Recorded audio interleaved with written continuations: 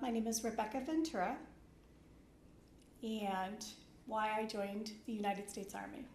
Well, I was accepted into nursing school, so I was doing my prerequisites. And I'm sure a lot of people have had this happen where a family member, whether your mom, your father, or someone you're taking care of, says that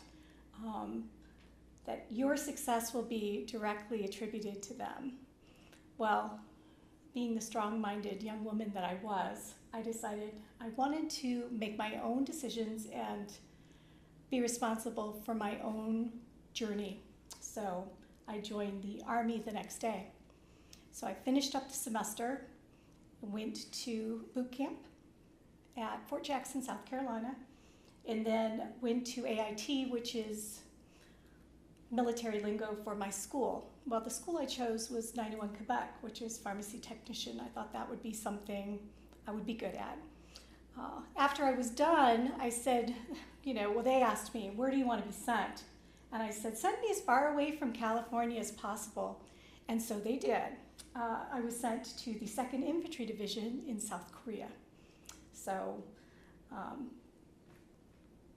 that was a huge moment for me because now I'm in a foreign country, and I've been in foreign countries before, but always with my father, a Navy veteran. The post that I went to had 26 female and 4,600 male soldiers on this post. And I was responsible for the pharmacy, ordering, dispensing, administering for an entire military treatment facility in a politically challenged climate. This was right before the Seoul Olympics, so this is a high alert status.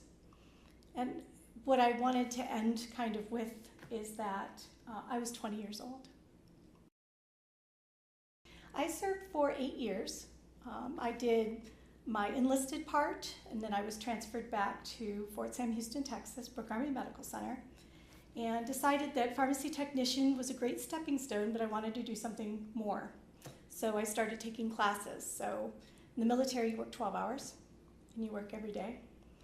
And I took classes 4 nights a week from 6 to 9. Me being in the military versus me being a student or the students that I teach. The military, the schedule is out. You are working 12 hours, you're either doing days, nights. If for some reason the position changes of where it's now an emergency or that there's a higher, threat level, then you just work until the threat is over. If you don't do your job, then someone can die because of it. So it's not an area where you ever want somebody who doesn't do their job. And so there's a lot of accountability and personal accountability. Every job in the military is important, no matter what it is. They serve a purpose. And that was probably one of the biggest things that were different, because colleges, this is the syllabus, this is what I want you to read, this is what we're going over, this is what the test will be over. And a lot of times they want to go over everything that is going to be on the test. And they want the due date to be solid. There's no leeway, even if there's an emergency with any of them. They don't understand that they can say, hey, something's happened. Is there any way I can take this test the next day? And they feel like that they can't, that they wouldn't even, that wouldn't even be something that would be asked, because they're expected to get it done regardless of any personal issues going on with them, because that's a non-issue in the military. My nursing supervisor, so I was restationed at Brooke Army Medical Center as a registered nurse, and my very first day, I'm an 01, so second lieutenant is what I came in as, and the physicians come in as 03s, captains. Well, I was taking care of patients, remember, brand new, and one of the captains came over and made me stand at attention, so he locked me up.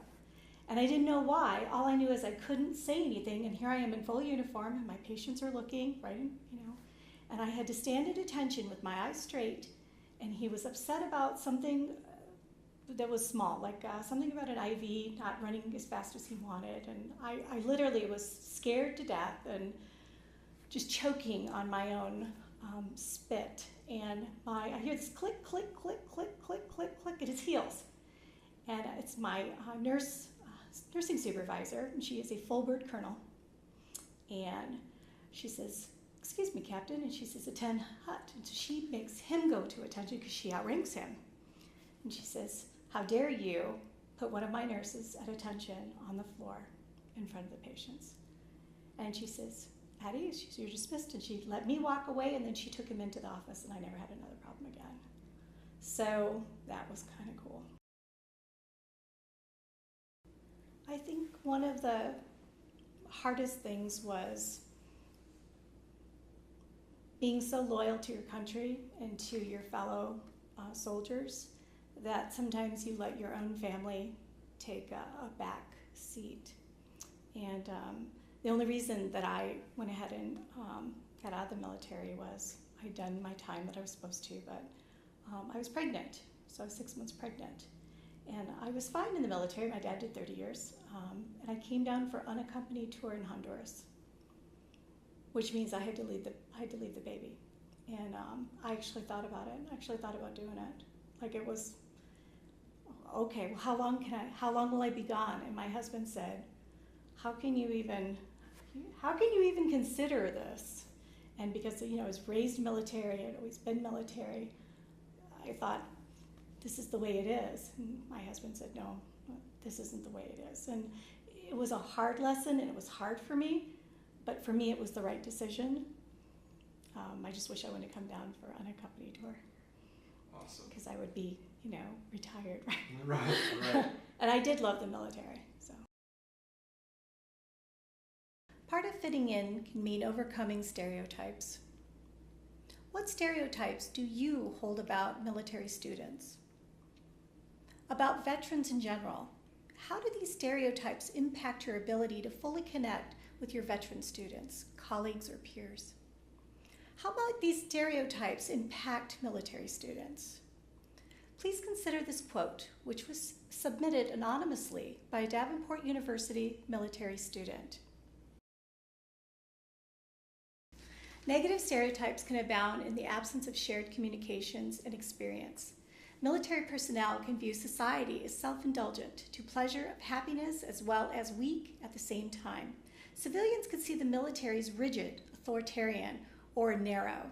The thought that all veterans are damaged, aggressive, or have PTSD are negative stereotypes that encourage misconceptions.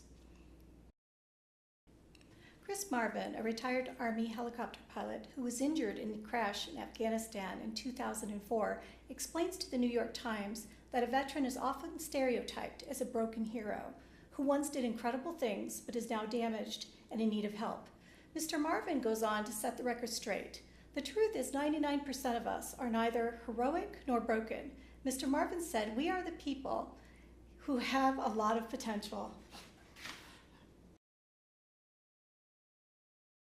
The truth is 99% of us are neither heroic nor broken. Mr. Marvin said, "We are people who have a lot of potential."